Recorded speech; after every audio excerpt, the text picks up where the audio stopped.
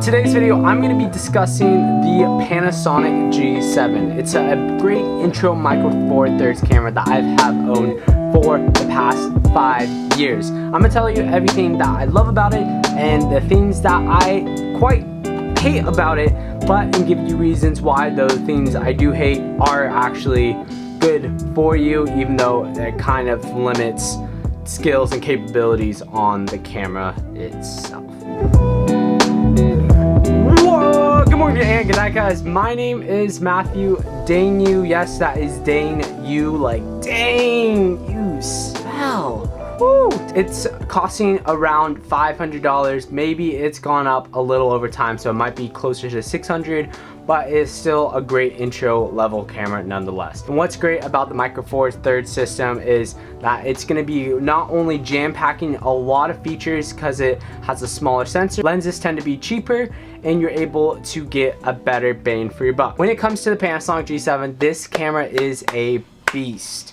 You are allowing yourself to shoot 4K 30 frames a second, 420 8-bit, which is a color science and color profile for the data itself, and then on top of that you are shooting at 100 megabytes a second. It's a great intro camera for sure. Talking about slow motion and specs, it's okay. You are getting 1080 at 60 frames a second. This does offer you Cinelike D, which is a pretty decent flat profile that's super easy to color grade, and it's very compatible with other Panasonic cameras as well. There is a custom modes that are on this camera. You switch over to the C dial right above the manual video dial, and this is going to be allowing you to put 3 custom presets in the camera itself. To access that, you just have to go to menu, go to the little wrench with the C button. On the top of the 1 out of 9, there's something that says custom set menu.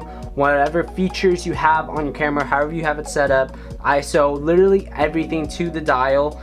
Once you click C1, C2, or C3, it will set it on it.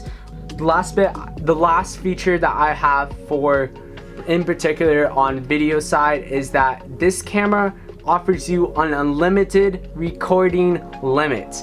But there's a little bit of a catch. There's a video on YouTube to explain how to do it. You have to touch a certain buttons, hold it, press it on, do all this stuff, but it avoids warranty completely. You can reset your camera and it will restore everything, and it should theoretically go back to normal. I have reset my camera before and done that.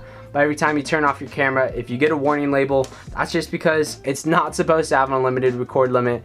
And when you do that, it's gonna have about 4 or 6 minute increments of video, and it'll cut it and make it a new entire video. But once you put all those videos in Final Cut or Premiere or iMovie, whatever video software, side by side, it's literally a perfect unlimited recording limit. So it's great for, it does offer you raw photos, which is a nice available feature. On photo burst mode, you are able to shoot 8 photos per second in photo burst mode, but this is only going to be on JPEGs. For RAWs, it's going to be shooting about 6 photos per second. Frustrate me about this camera, and I know a lot of people that are reviewing this camera aren't going to tell you what frustrates them because they just got it, they want to review it, and I've had it for 5 years. This is a B cam.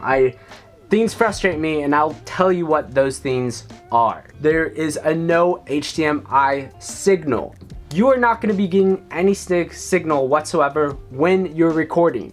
They did not, for whatever reason, it's just a firmware update. That's all they need to fix this issue, but they're not going to do it because it's going to make you want to upgrade to a higher end camera. So if you plan to get this and you have or want an external monitor in the future with this camera, it will not work. There is no in-body or camera stabilization on this camera.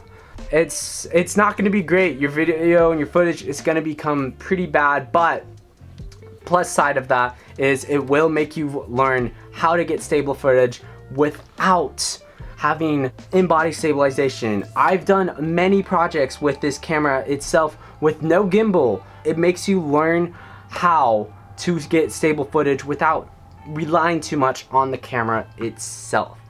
As notorious as it is, Micro Four Thirds cameras, since they have smaller sensors, have pretty sucky autofocus. I would just suggest, if you're filming videos, use manual. This will force you to learn how to control the lens, how to lock focus, how to pull focus, and it's gonna force you to be a better videographer and a better photographer. It's not for all.